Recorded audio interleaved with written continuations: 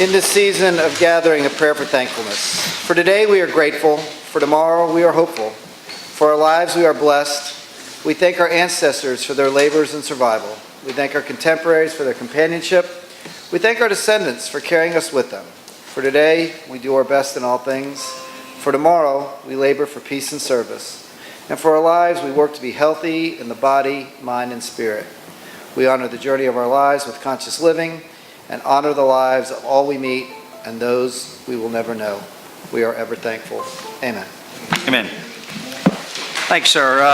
The next item on the agenda is approval of the minutes from November 26th. Any discussions? All those in favor signify by saying aye. Aye. Those opposed? The ayes have it. Item 3 is bids and purchases. Move for approval. Any discussion, Councilman Moody? I was curious, why was there only one bid on that one item? Nobody responded? For housing? Yeah, I don't know. Yes, sir. We only received the one.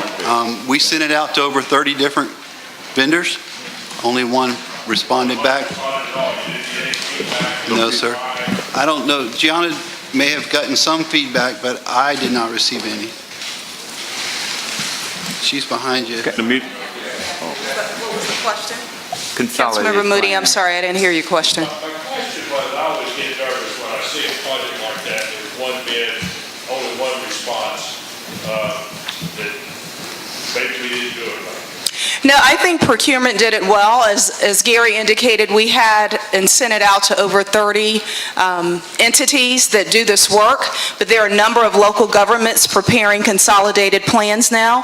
We're fortunate in that this particular entity has worked for the city in the past and done a good job. So although we only received one bid, the bid process was done well, and we felt very comfortable based on the past performance of this organization that they would carry it out appropriately. Thank you as well.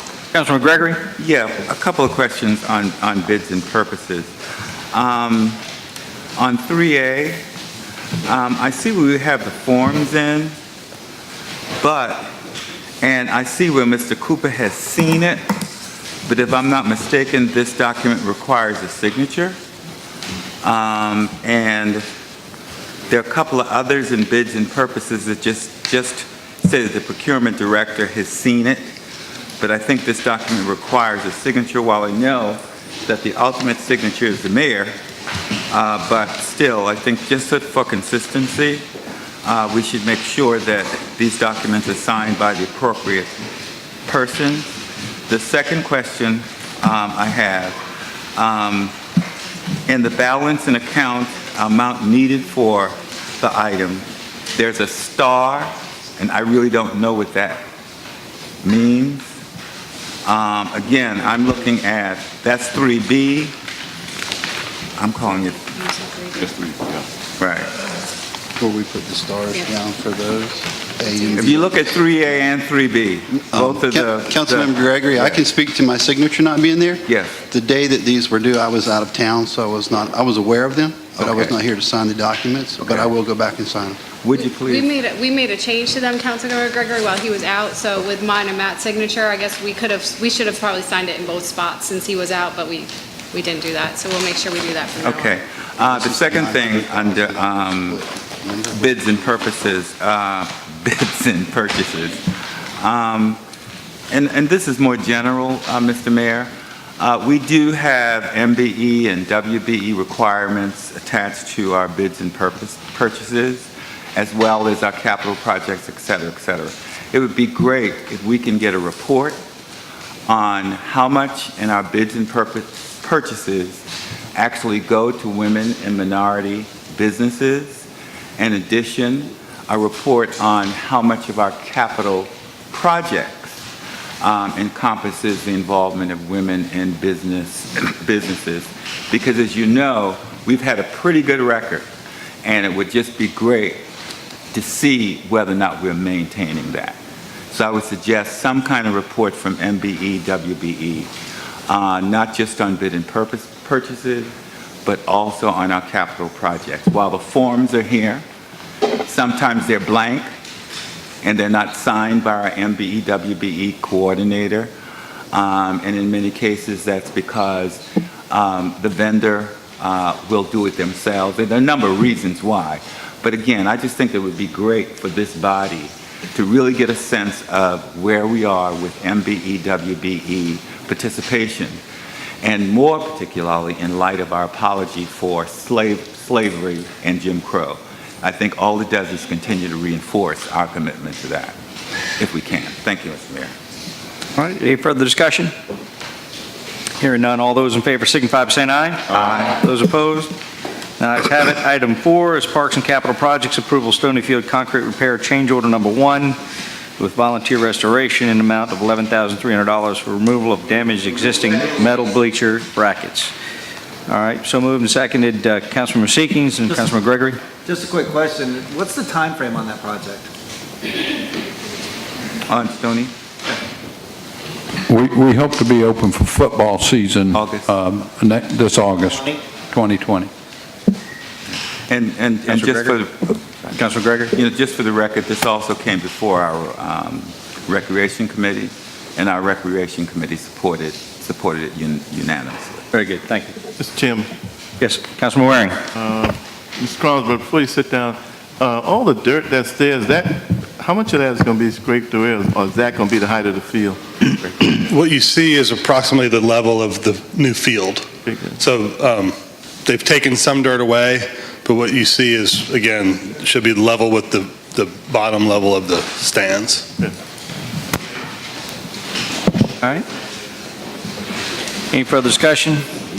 All those in favor signify by saying aye. Aye. Those opposed? The ayes have it. Item 5 is Parks and Capital Projects Approval of Shiloh Church. Move for approval. Demolition and land restoration. Is there any discussion? All those in favor signify by saying aye. Aye. Those opposed?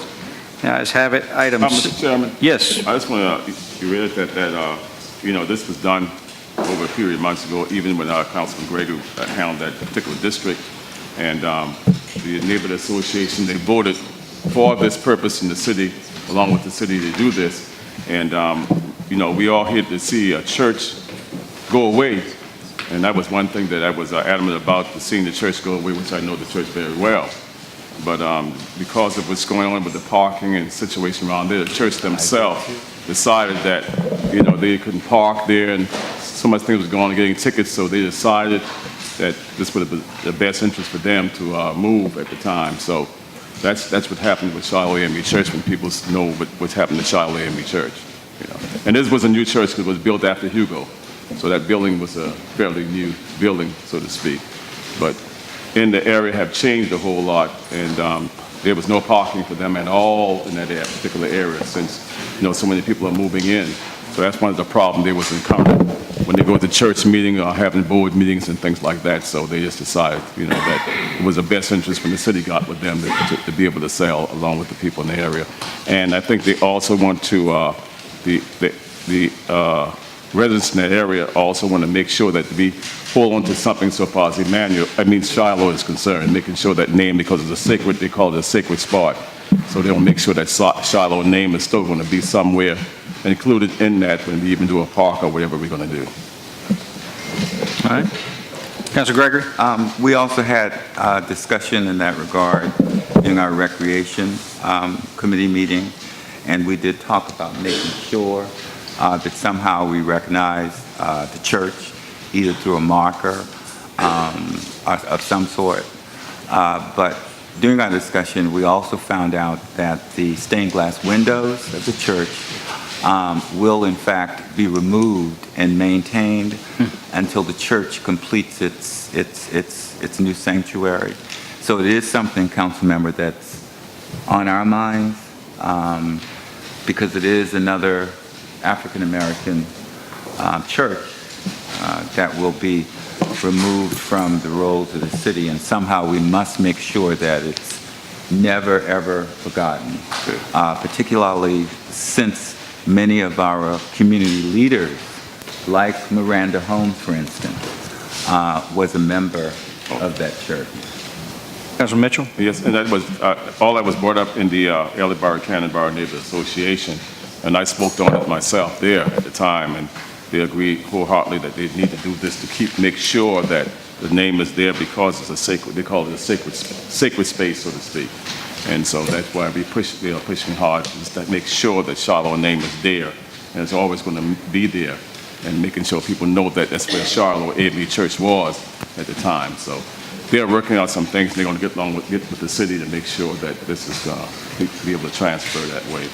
And so I believe it is what it is right now. I mean, just as a follow-up. Councilor Gregory? Follow-up, Mr. Chairman, and this was also sort of put on the table during our Recreation Committee. Yes, the Neighborhood Association supports it, but the minute the wrecking ball goes, Right. as a council and as a city, we need to be prepared for any consequences thereof, because I still think as soon as that wrecking ball hits, there may in fact be some opposition out there that may or may not even be a part of the neighborhood association. Okay? I'm just saying, I think we need to be prepared as a council. All right, any further discussion? Mr. Mayor?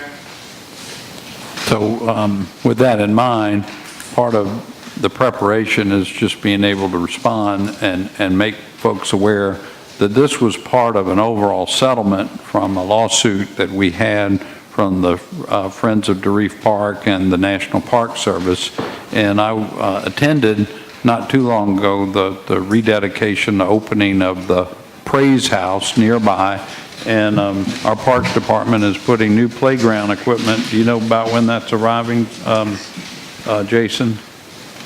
So we don't have a schedule yet. We're still waiting for the developer to get all of their certificates of occupancy, and then they owe us some money to purchase the playground equipment. Okay. So, but what I'm trying to convey, if you look at the whole package of the Praise House, the playground, the addition of Shiloh property, it's going to make a really nice neighborhood park that everyone agreed to in this settlement amongst the parties. Thank you. Waring? Mr. Mayor, maybe with some of the resources of the city, can we get an article in the paper to push out just to remind people that this is going to happen and it is going to be as part of an overall settlement, and obviously what the finished product is going to look like. I mean, maybe we should get out in front of that instead of That's a great idea. be active as opposed to. We'll try. Yes, sir. Thank you. All right, any further discussion? Hearing none, all those in favor signify by saying aye. Aye. Those opposed, the ayes have it. Item 6 is capital projects. Construction of the golf course. Councilman Griffin? Thank you, Mr. Chairman. I just wanted to say, as a member of this committee that approved this bid, along with Councilmember Wagner, this is probably one of the greatest things to ever happen to this golf course. And ultimately, it's going to make our city a much, much better place. Our golf course has proven that tourists come from out of town and end up using this course, so we're able to put some hospitality funds, which is great. We're tapping into this recreation bond. We're not having to really touch any of our general funds for 2019 or 2020. The $500,000 are coming out of the 2018 reserves. I really am proud that our city has been able to come up with some alternate revenue sources for this project. We're still focusing on our major concerns of flooding and infrastructure and all those others, but this golf course and these improvements are going to make this one of the most beautiful courses in the Charleston area. Already is in a spectacular location, and we already have thousands and thousands of people that go and play golf there. And play it very well. We've got the Friends of the Muni organization. I know the mayor and Rick Giroux have been very, very involved in that. It just seems like our community is really banded together to make this happen. And now we're bringing in a company that has one of the best reputations, probably around the world, for how well they do greens and fairways and everything else. This golf course is just, I'm very, very proud, and as somebody who's a terrible golfer but enjoys playing, I can't wait to step foot on the new Muni in a few months and play hopefully one of the first rounds there. So thank you to council. I think we can get this approved unanimously, but this is a really, really great day for our golf community and really our entire city. And I can bet we're going to have more people coming from out of town to play on this course, which is hopefully going to enhance this thing even further as we move forward. Thank you, guys. Councilor Waring?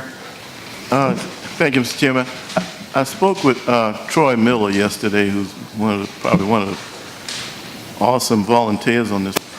He also told me about the Charleston County participating in partnership on part of this that's going to result in some additional sidewalks being placed in the community. So I think we ought to give credit where credit is due on that. I mean, the collaboration between the city and the county, and obviously the multiple funding sources that Councilman Griffith just alluded to. It's been a wonderful process. I want to commend all involved. Thank you. Councilwoman Jackson and Councilman Gregory. And with the sidewalks comes a vast improvement to the stormwater drainage system, sir. So in my lexicon, I think that it's great to have sidewalks, but it's great to have unflooded properties too, along with lagoon shores and the golf course. So it's really a win-win project for sure. Really great not to have a flooded golf. That's good. Yeah. Councilor Gregory? Yeah, I hate to keep doing this, but we also discussed this during our Recreation Committee meeting, and our Recreation Committee voted unanimously in support.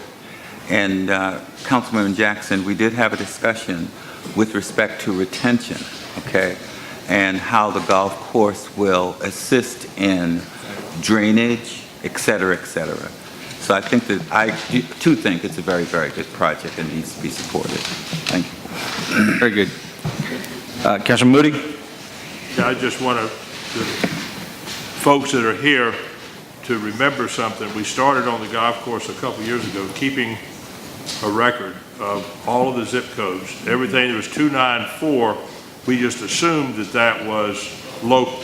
Anything outside of 294 is a tourist. So we have definite records. During the months, I think the number got as high as 10% during the summer, but it's usually around 8%, maybe 7% of all the rounds that are played.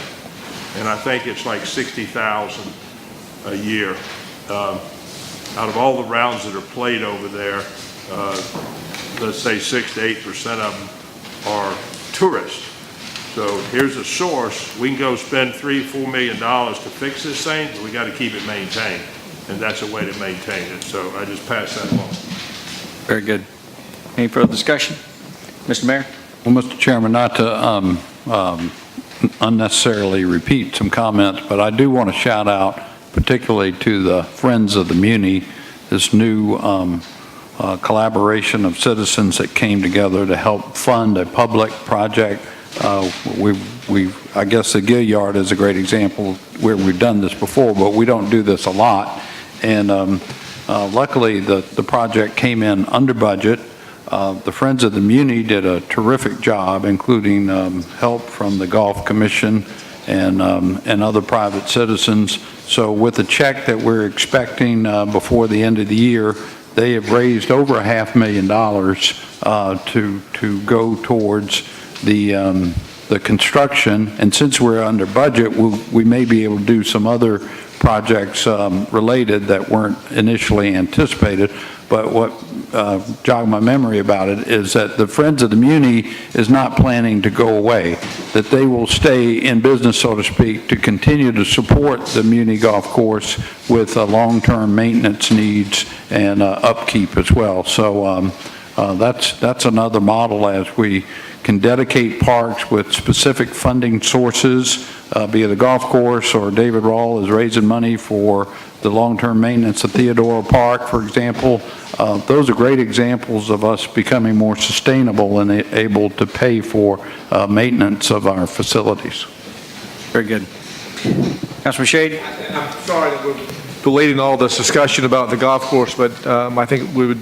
I didn't know y'all love golf so much. I think we love this facility. Something new tonight. We love this facility so much, and part of the discussion in recreation was comments made by our chairman, Mr. Gregory, and our mayor about the historical content of this golf course. And it's one of the oldest municipal, if not the oldest municipal golf course in the country, and it was the first golf course that was desegregated as a recreation facility, and it had its roots, if I understand Councilmember Gregory's comments, with the golf course that was located on James Island, which was a segregated golf course at the time. So it has a very unique historical contents with the city of Charleston, and we talked about when its grand reopening occurs in October, hopefully October of 2020, to tie that in with the 350 celebration as well. So a lot of happiness, a lot of good-news goes around with this project. All right, very good. Any further discussion? Hearing none, all those in favor signify by saying aye. Aye. Those opposed? The ayes have it. Item 7 is actually going to be, well, let me stop you there. We're going to actually, was asked to withdraw that item. Well, there was a question whether they should pull it. Do you want to defer or withdraw? All right, we're going to go ahead and defer. I don't think we need a motion. Or do you want to go ahead and get a motion to defer? All right, go ahead. All right, there's a motion to defer. All those in favor signify by saying aye. Aye. Those opposed, the ayes have it. Item 8, Budget and Finance Revenue Collection Approval Resolution adopting financial policies, City of Charleston. Any discussion? Well, one thing I would just, if I could take a moment, I want to thank legal staff and Amy and her team for putting this together. I think that as myself and some other colleagues who will exit the stage, as they say, from our life on City Council, it gives me, I think, a lot of a sense of well-being to be able to walk away and know that we've got good financial policies in place, something that, to my knowledge, I don't think we've ever had in place. And to know that we have these available to us to be able to help guide councils into the future. For me personally, I'm really glad to be able to see us be able to have these on the agenda tonight. And again, I know it was a lot of work just to put all this together, here at the end of the year. But Amy and Susan and your staff, thank you all for doing it. I really do sincerely appreciate it. Any further discussion? All those in favor signify by saying aye. Aye. Those opposed? The ayes have it. Item 9 is Legal Department request for authority for the mayor to execute a memorandum of understanding between the City of Charleston and Charleston Area Convention and Visitors Bureau. Second. The amount of $45,000. Is there any discussion? All those in favor signify by saying aye. Aye. Those opposed? The ayes have it. Item 10. Second. Discussion. All those in favor signify by saying aye. Aye. Those opposed? The ayes have it. What we're going to do is go ahead and take the Real Estate Committee, then we'll go into executive session. So I will turn it over now to Chairman Moody to give us a committee on real estate. Thank you, Mr. Chairman. We had those first three items there. They were all approved unanimously except for B, which we had one recusal on that. The mayor sits on that board and recused himself for that, but those were approved. We had one annexation, 114 Tall Avenue, Tall Oak Avenue, which was also approved. So make a motion that we approve the. I second. All right, any discussion? All those in favor signify by saying aye. Aye. Those opposed? The ayes have it. Now to item 11, executive session. Go into executive session to receive legal advice regarding pending legislation or litigation with Gilliard. Councilman Gregory?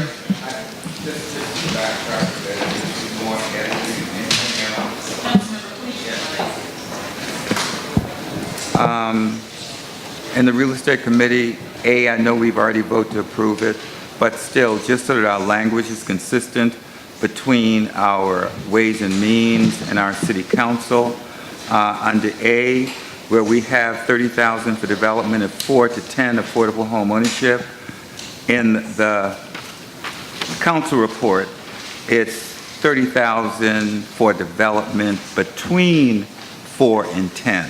I know they mean the same thing, but just so that our language is consistent through our documents, I'm just hoping that we'll be able to make that change. Okay. Thank you, Mr. Chairman. Thank you. All right, so is there a motion to go to executive session? So move. Second.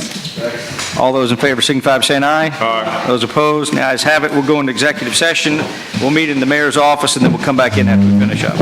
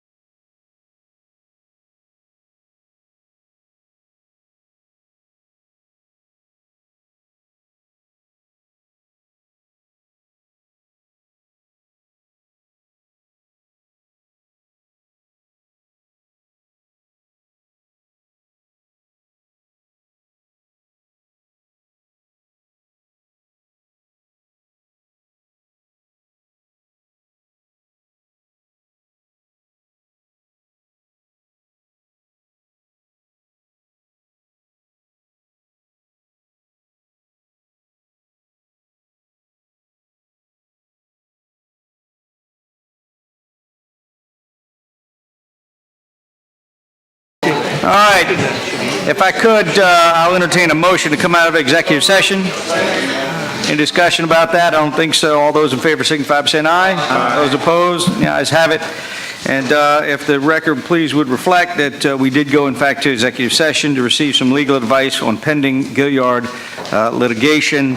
No action was taken by the body during that period of time. Is there any discussion on that item? Is there anything else? Hearing none, all those, actually, is there anything else come before this body? Then we'll stand adjourned.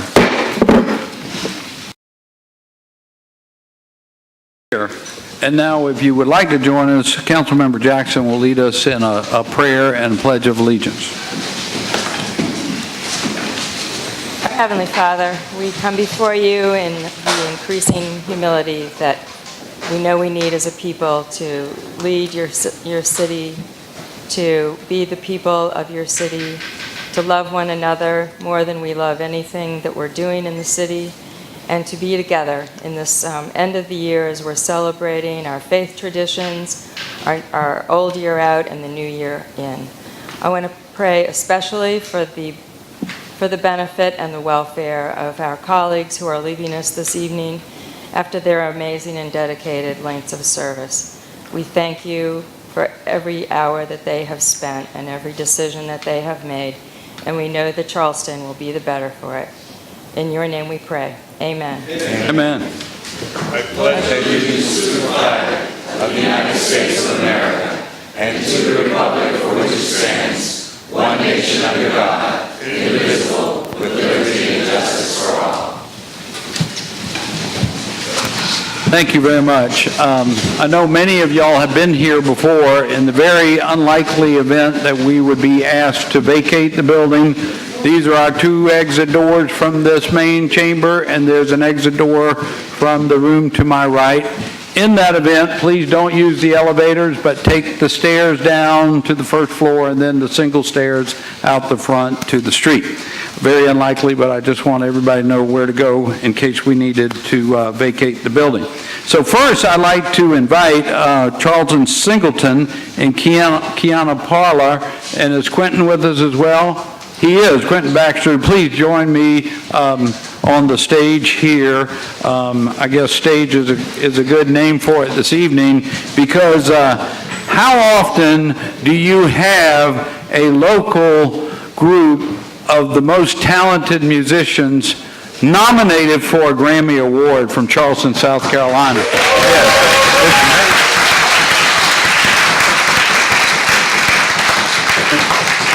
And so I would like to share a proclamation with everyone of the city of Charleston regarding this amazing group. Whereas the city of Charleston wishes to recognize the talented Grammy-nominated, you know their name, right? Ranky Tanky, for their many achievements and contributions. Ranky Tanky is a Charleston, South Carolina-based quintet whose members have been playing music together for nearly 20 years. And occasionally they'd ask me to join them on a gig or two, but not with the Ranky Tanky Band. I'm still waiting for that.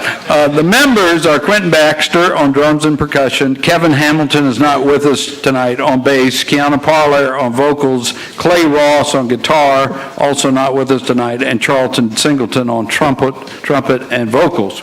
And whereas the name Ranky Tanky is a Gullah expression that loosely translated means work it or get funky. And the band finds its musical